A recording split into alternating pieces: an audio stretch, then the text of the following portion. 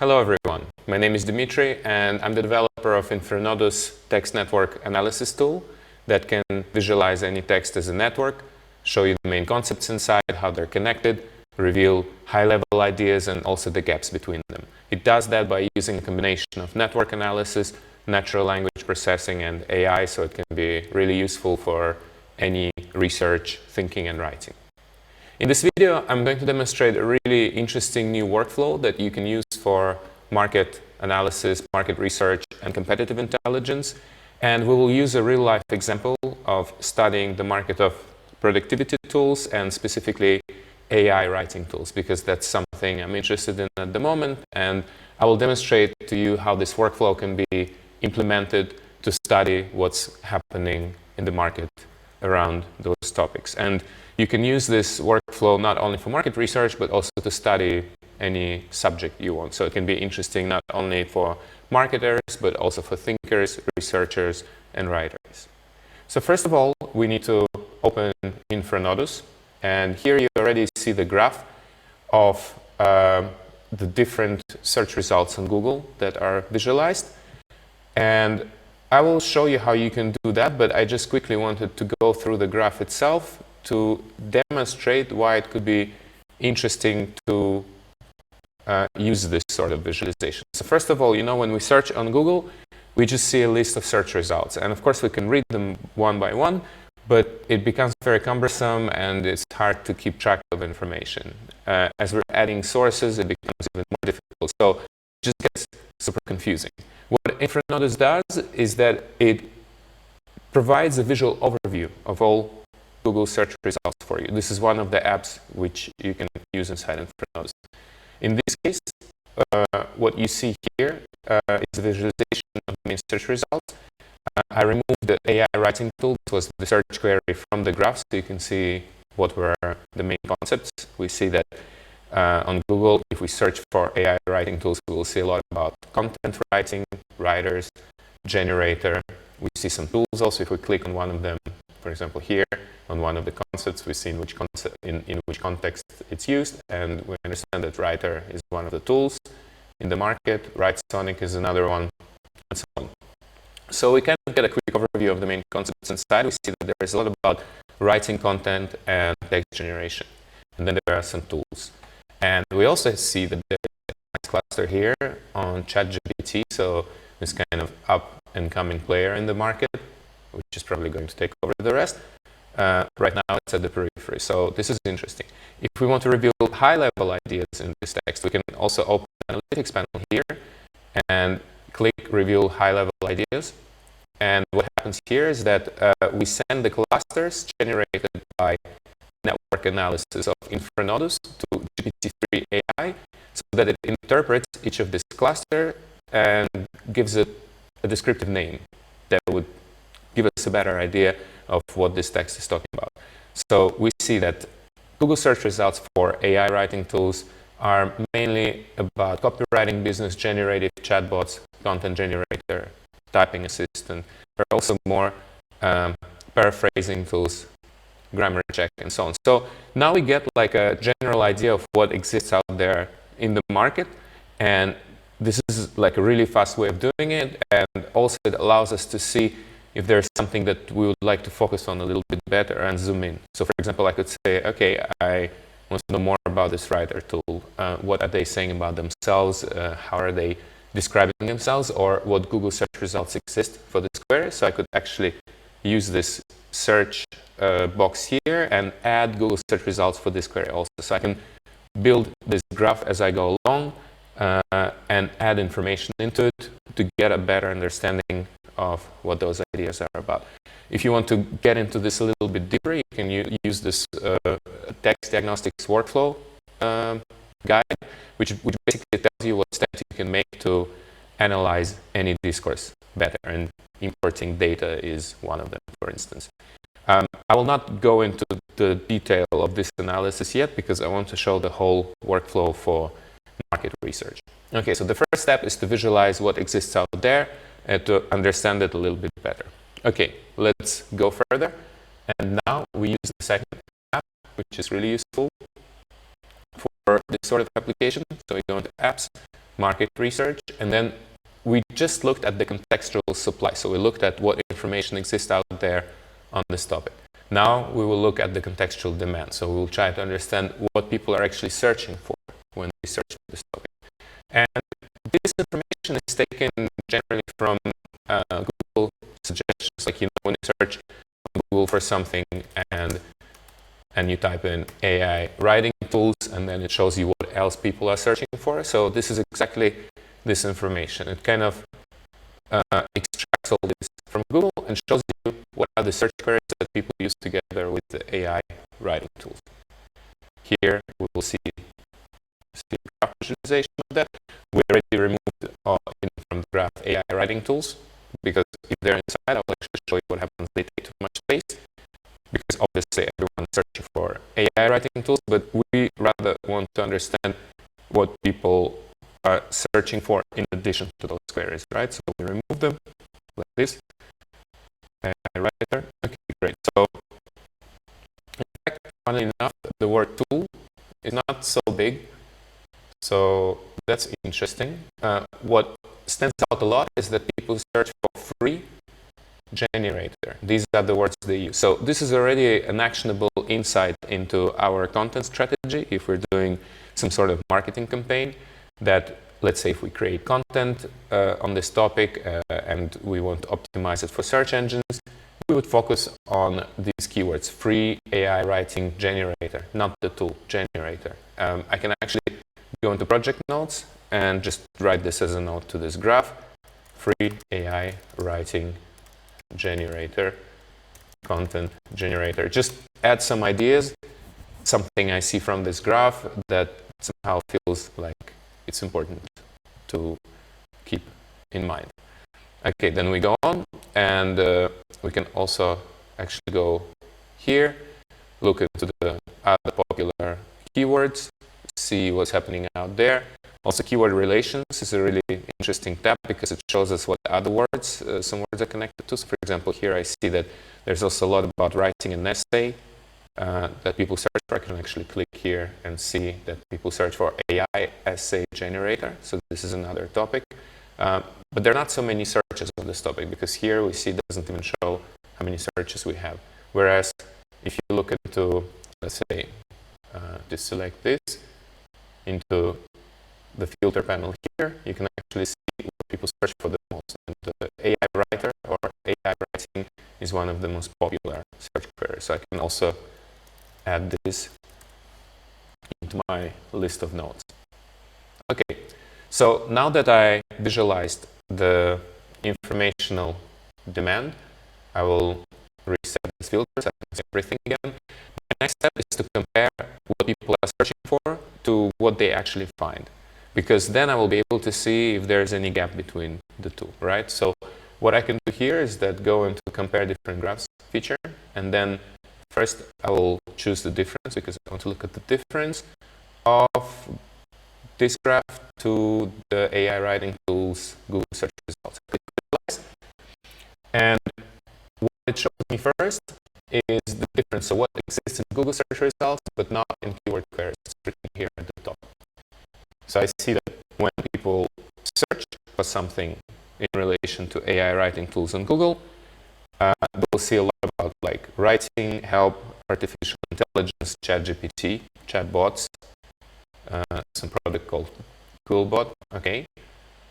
And then I can reverse this comparison, and this is where it becomes really interesting, because when I reverse this comparison, I see what people are searching for, but what they can find, because this comparison shows me the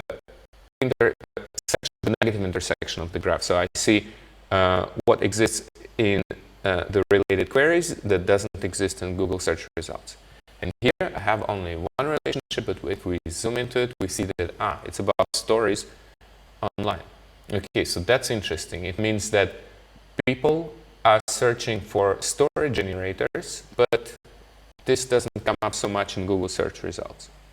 I will show you later how you can actually build on this insight. So let's just keep this in mind, that we found here something story generator. We even can go into the keywords graph again and add this into the project notes. something about AI story generator. This will be another combination of words that we're interested in. We can use it both for search engine optimization, but also to better understand what's missing in the market currently. So we know that there is a lot of writing tools, but story generator, this is not so much present. And we also know that people are searching for these specific words, generator.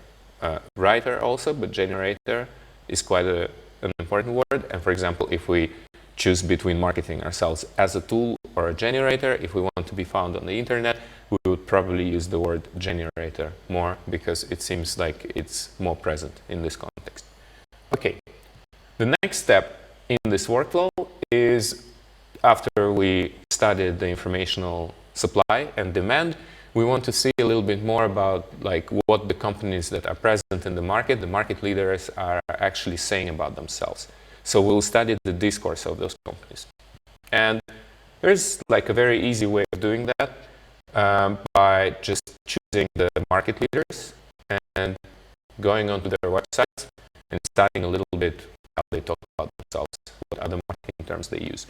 In fact, if you don't know the market at all, you can also use the first graph that we made, informational supply, and look at the companies that you can find here. So for example, here I see Sonic. It comes up in reviews quite a lot. Writer. What else have we got here? Jasper. I also know of Copy AI. So I'll choose these 4 companies. And what I'm going to do, I'm going to use this app here in Market Research tab, which allows me to import the websites that I'm interested in. So I'm going to erase this and add writer.com, writesonic.com, and so on. So I can make a list of a few companies here. I actually did that already before.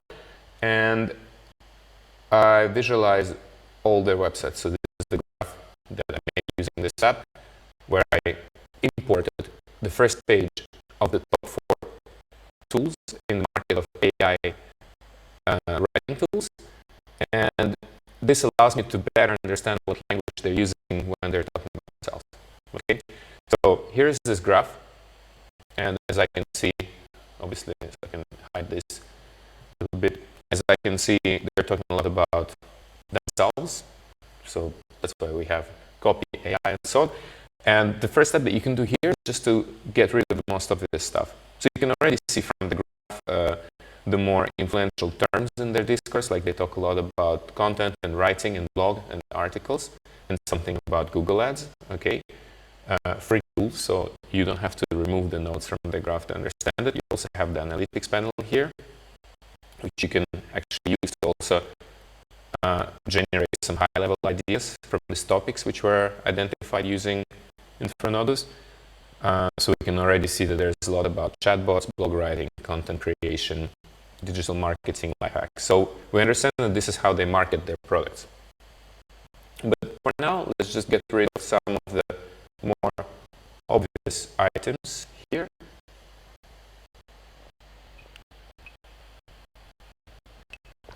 So I'm selecting them on the graph. And then I see, okay, what they're actually talking about. So one of the main idea here is content. You can click on the content and then go into relations to see in which context it's used. So it's about content, writing, blog, and then the names of those companies and how you can use them to create and generate content. Okay, I understand this. So they are really emphasizing the fact that you can create new content with them. Specifically, what I can see is that they're also talking a lot about blog writing. Okay, so it's not just any content. They're not positioning themselves as the tool to write research papers or articles a little bit, but mostly it's about blog writing. Okay, so this is a very specific market insight. I understand what they're proposing. If I wanted to embed my product into this market, I would probably not go into this crowded space, but find something a little bit less present, like articles, for instance, research, maybe the idea that we had from the informational demand graph, stories, because it's not so prominent here.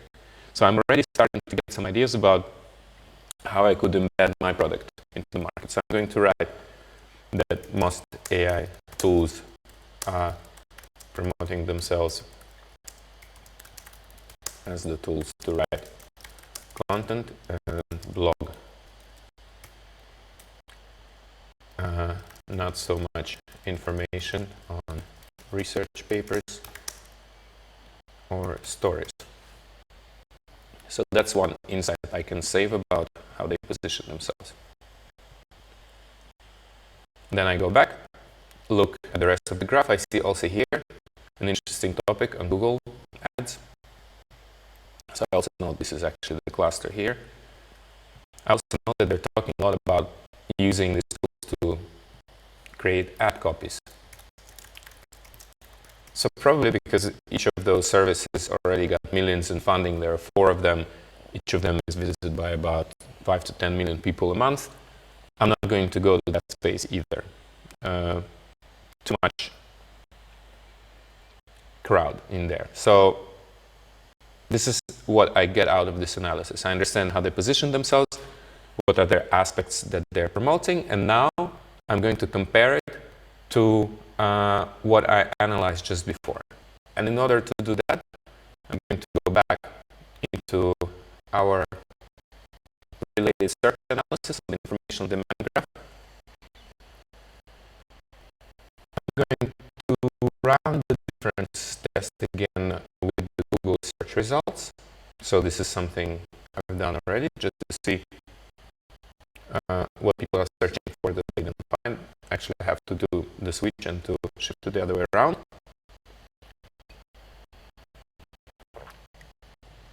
I hope you don't mind, I'm drinking yerba mate at the same time. It's all real time, so just wanted to show it to you as you would also go with it. And then I select the node which is not appearing in the informational supply part. Okay, it's the story.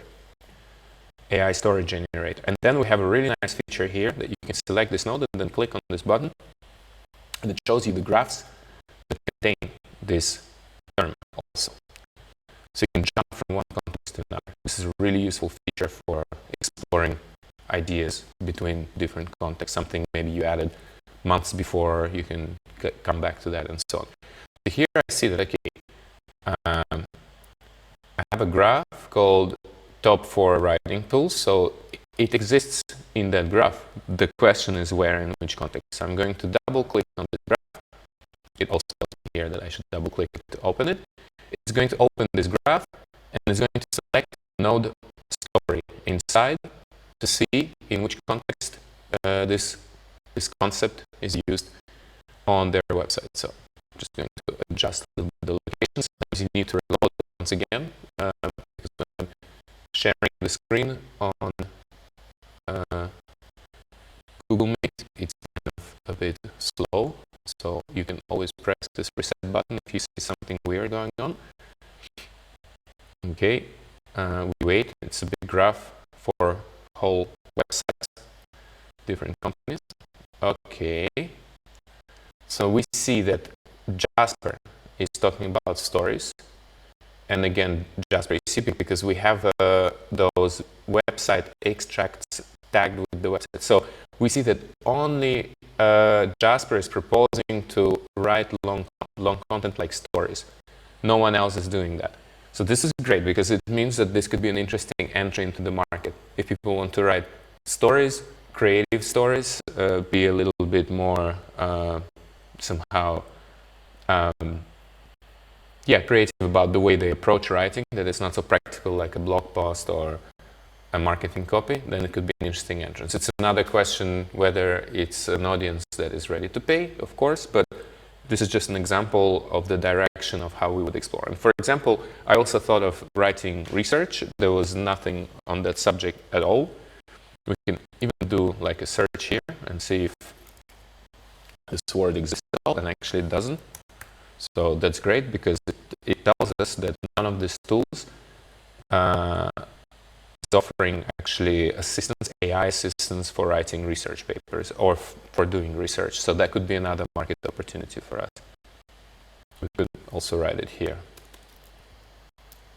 Only Jasper offers story writing and none offers AI augmented research, we will call it. Save this insight into the graph and move on. So the next step, after we analyzed the informational demand, the informational supply, and the discourse that the companies are employing to promote themselves, their marketing talk, we go next stage and we try to understand what the customers are actually saying about those products. So this is a review analysis. I found some reviews for each of those companies on some website, and I just scraped them from there. I'll put a link to the comments to the video that you're watching, so you can read our help article on how to scrape stuff, because it's unfortunately impossible to get reviews so easily using APIs or programmatic tools, so you sometimes have to be a bit creative, but it's not hard. So here I have reviews of Brightonic, Jasper AI, and Copy AI. I'm going to show you one of the examples. So for example, if I click on Copy AI reviews, which I already imported, but you would basically do that by scraping them and just copying and pasting them here as a text, so it's not hard.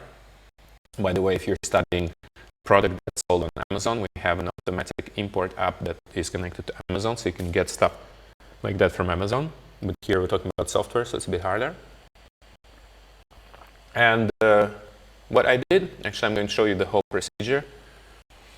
I removed some of the most obvious nodes from the graph. I'm going to get them back so I can show you the whole workflow. I look at the graph of reviews. I see that obviously it's about Copy AI, so they're talking a lot about Copy AI. So I'm going to select those two, hide them from the graph temporarily so I can see the context around it. Then, okay, cons and pros. This is just a technical word in the reviews themselves, so I'm not interested to have them here either. Rating is also an auxiliary word in reviews, so I'm going to get rid of that, and then I'm getting to something interesting. Content, it kind of is important, but because these tools are made to create content, I probably should hide it too, because I'm more interested in the context around it. So this is what you do. You see a graph, get rid of the words that you feel like you know already, to get to the underlying ideas, which are much more interesting. And by the way, you have a button here that can do that for you also. It calculates the top influential words that stand apart from the rest. And if you click here, it's going to hide them from the graph. So you can get deeper to those underlying hidden ideas. And what we see here is really interesting. Now it's becoming interesting, because I see when people talk about Copy AI, when they review Copy AI, they talk about recommending, great, create, tool, blog, writing. Okay, so generally they're quite happy. They can recommend this tool, they like it, they use it for writing blogs, which confirms the initial hypothesis that this was kind of like the main product that those tools were offering, writing blog posts, making it more automated. Okay, the next step, what you can do is really interesting, is to run sentiment analysis on this data. And by default, we use a dictionary-based one, but I recommend you to use the BERT AI model, which is slower. It might sometimes take up to 2 minutes, but it's much more precise. And it will show you which reviews are negative and positive.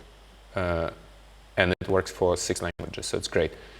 Then, the next step, what you can do is to choose the negative reviews. I actually love this feature. You choose the negative reviews, so you see which words are used when people are talking negatively about the product, in this case of our competitor. So I see that, okay, they're actually kind of using the same words, but there are some specifics. Let's reveal high-level ideas around it. So I clicked on negative to filter out only the reviews which were tagged by the BERT AI model as negative. And then I look at the topics, and I see that idea generation is not working so well. I can actually click here to expand and to click on some nodes that are present in this topic. Humans, what are they saying about humans? Can be useful, lack of human touch-up, and it lacks creativity and unique angles that a human writer would bring to projects. Great. So this is really good, because it shows us a weak side of a product. You can add it here, just to store it for later use. Maybe we're going to integrate into our marketing messages and show that the product that we're working on is basically going to be much better for idea generation and to give this human touch to AI-generated content because, for example, InfraNodus, as you can see, always works in combination with the human. Like you kind of have to guide it along and then you write down some ideas and then we have another tutorial that shows you how you can write a text from these ideas. But they will be your ideas, not AI-generated ideas, even though you can use AI generation ideas here for all sorts of things. So we see that there is this problem of creativity and idea generation, which is not working so well. Some people are also complaining, I think, about credits, that they use the credits too fast. So something about early users that didn't get treated so well, and so on. So we see that all these things like treating your users well and allowing the tool to generate ideas can be really, really interesting, and that we should somehow focus on those two topics if we want to make sure that our product stands out from the rest. We can also compare our competitors. So for example, in this case, I'm going to go to Jasper AI reviews, another graph which I built from straight reviews from a website. These are publicly available, so I hope I didn't break any law doing that. I erased them right after this presentation. And again, we see what the people are talking about when they talk about Jasper. So we see that they really enjoy copywriting quality, reveal high-level ideas here. This is using GPT-3 AI to reveal high-level ideas based on the clusters identified with InfraNodus. Okay, copyright quality, user intuitiveness, so nice interface. And software customization, so the ability to change and tweak some things, which is really nice. So we see that people are kind of talking less about blog post writing here and more about how it's higher quality writing and also how it's easy to use. So we know that Jasper is strong on those stuff, on the quality and on the ease of use. And this can be an interesting insight for us to know more about this product and how we could also compete with it. We can also go into sentiment analysis, perform the advanced BERT AI model, which is going to take time, as I said, to load. So we can leave this tab in the meanwhile, and I'll show you another one, which is great, structural gap insight. So here, it shows you the two topics that could be connected, but are not connected yet, and it proposes you to think of an interesting idea that could link them together. And this is great because you're basically studying the marketing discourse of a competitor, but you're looking for what they missed, because maybe it's in this gap that your product or your offering or your marketing message could somehow shine or bridge some ideas that were not mentioned by other people. So you can actually click on this gap, and then what happens is that GPT-3 AI generates a set of questions that could help you bridge those ideas together. So here, it's talking about automation and interfaces. So maybe a tool that could be used to generate better interfaces, more user-friendly interfaces. This is great because I don't know if it really exists at the moment. Then another one is more about task management using AI. Great. And here's another one about task management. If you're not satisfied with the gap that was shown to you, you can always ask it to show another gap, and it's going to iterate through the different gaps in the graph. So for example, here, data organization and customer ease. Strange, I cannot even think myself of the connection, but let's see what the AI comes up with. It always comes up with something.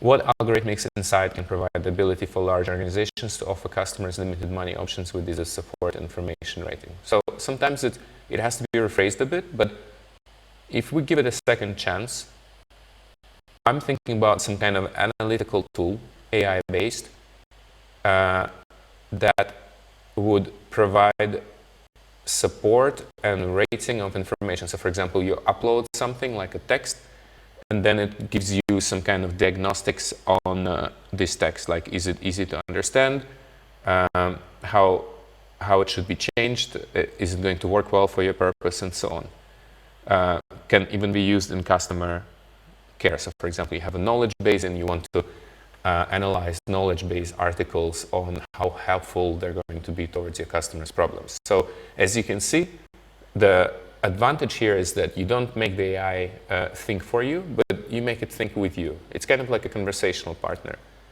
And if you bounce ideas with it, you can really come up with some super interesting stuff. And by the way, this is my favorite module of questions, but you can also just ask it to develop ideas, to challenge them, to create assertions or innovative ideas. So I use questions because I like to generate my own ideas, but if you don't have time for it, you can also generate ideas directly on the fly using GPT-3. And here it's proposing you already a business idea that you can implement if you want to embed yourself into this market. A customer support team algorithm that uses large amounts of data and provides insight into customer ratings to enable organizations to easily provide limited access to the customer support option, the ability to use the money for learning and gathering further insight. Another idea, customer support algorithm again. So something about customer support and data can be interesting to explore. We can then reiterate, show more gaps, and so on. So this is how you would approach this feature. It's really nice to study the gaps in the discourse, in the market, or in your competitor's language, and to better understand how you could develop it further. Then we go back to the sentiment tab.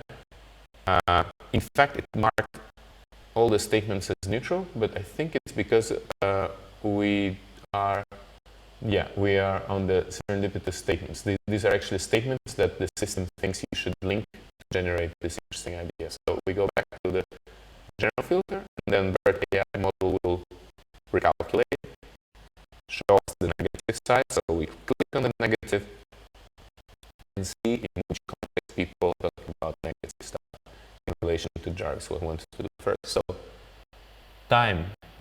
Okay, interesting. What about time? Something may improve with time. Someone was happy with time. It saves them time. They worked for a long time. It saves time, but something, they were not happy about something here. So let's see, create money. Maybe that even though it saves time, they could still not do what they wanted to do. So for example, they couldn't write, or they were not satisfied with the quality. But to be honest, the only problematic thing I see here is the price. The rest kind of seems like okay, that even when people complain, they still say, okay, I save time and it works well for me. So I would say that Jarvis is a bit stronger on that side. Yes, they're charging probably more for their product, but they don't have this kind of complaints that you cannot be innovative or you cannot generate great ideas with it. So this is also something good to know for us to analyze this information further. So then, the next thing that you can do always is to start comparing those graphs to each other. So you can compare, for example, customer reviews to the website content of a company. You can also compare Google search results to reviews to see if people are talking about something that is not present yet in the market. So basically, playing around with those graphs allows you to generate some really interesting ideas. And like I said, if you just want to take all the different writing tools websites and generate ideas on top of it, you can use the built-in GPT-3 AI module that allows you to do just that. You can generate some ideas, questions, challenges, assertions in relation to the discourse. Just go here and then click Next Advice, see what it's proposing you to think of, try to think of it yourself, or use Ideate feature, and InfraNodus will use GPT-3 AI to generate an interesting business idea based on the discourse of your competition. So this is great because you basically feed all this data in and then you tell it, go ahead, ideate with me, for me, And you will be surprised actually how many interesting ideas come up when you're using this feature. And the difference here is that like you cannot tell ChatGPT or Write Sonic, you know, here are the 4 websites of my competitors, come up with something interesting. It's just going to come up with something really generic, if it's going to come up with anything at all. The difference here is that you first feed all this content into a text analysis tool. You derive the main topical clusters based on peer-reviewed algorithms, the most influential concepts, and then after this you feed this structured information to GPT-3 and you tell it, okay, actually don't read all the websites, just look at these 2 topics that I think are not so well connected and try to generate an interesting idea that could somehow help me develop this discourse in a way that could be relevant, because I would be touching on the topics that somehow are important to this discourse, but in a way that hasn't been done yet. So this is why most of the time you will get some really interesting insights and results. And of course then, one nice step to do after this, after you generated some ideas, you can make a kind of like a step of zooming out and study a bigger market. So for example, here I have productivity tools website. I just found like maybe 15 or 20 different websites that are used for productivity in general, not only for writing content, like the hot products at the moment, let's say, to see what's going on in the more kind of like on a bigger scale, so to say.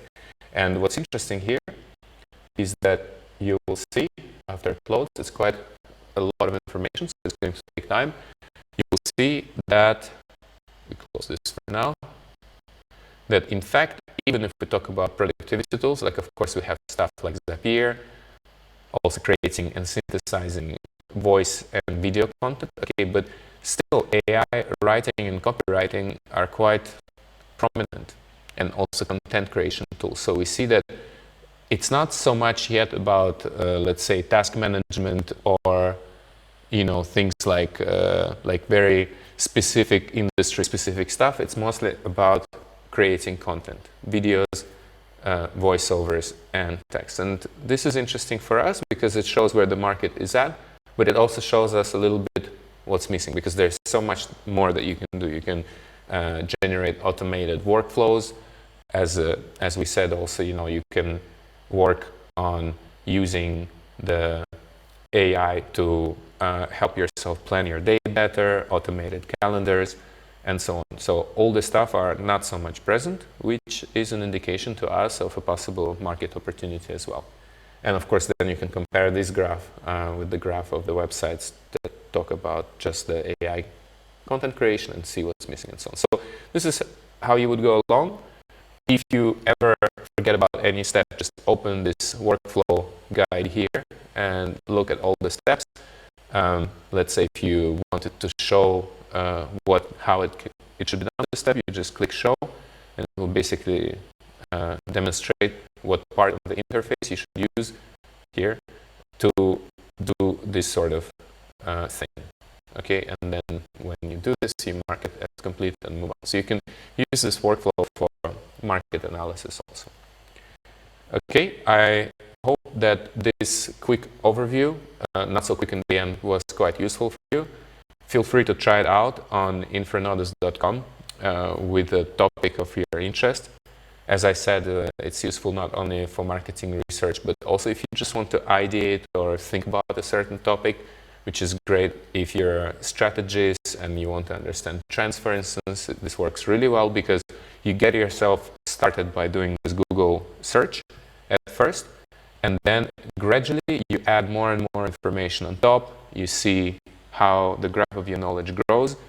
Then you import more stuff, maybe search queries in relation to this topic, some content of the competitors, of the people that are present in this market. And then you start navigating between those different concepts and generating ideas using your own imagination and the hints from the interface, or GPT-3 AI, which is built into InfraNodus and that allows you to generate all these different connections. Write them down into the project notes field here, which appears when you click on this green button over there.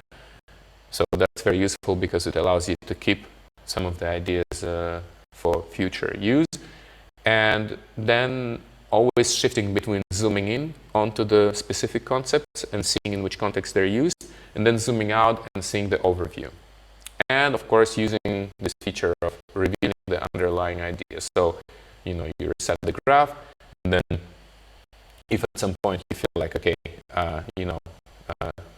this is pretty obvious to me, just click here or choose those nodes in the graph, remove them to see what's hiding underneath. And you can do this step by step, removing the stuff layer by layer, so you can get to the nuances that no one else will see if they're just kind of trying to read through this information. Because normally we're guided either by what's most visible to us or by the cognitive bias that we have. Here, you kind of get rid of these two problems because you can always dig deeper and look at the invisible stuff, and also the things that will pop up are not necessarily the things that you have a bias towards, but rather the stuff that are relevant in the context around the topic that you're studying. So if you click this a few times, you get to the depths of the discourse that wouldn't be available to you otherwise. And this is a really interesting feature to use. And then you just go through the whole process again. Try it out on InfraNodus.com. Let me know in the comments to this video if you have any questions. You can also subscribe to receive updates about the future releases and workflows that we introduce into the tool. And feel free to write to us through the support portal if you have any questions that you want to know specifics about the workflow, as well as, just to share your impressions about this approach. Thank you very much, and I hope you enjoy using InfraNodus.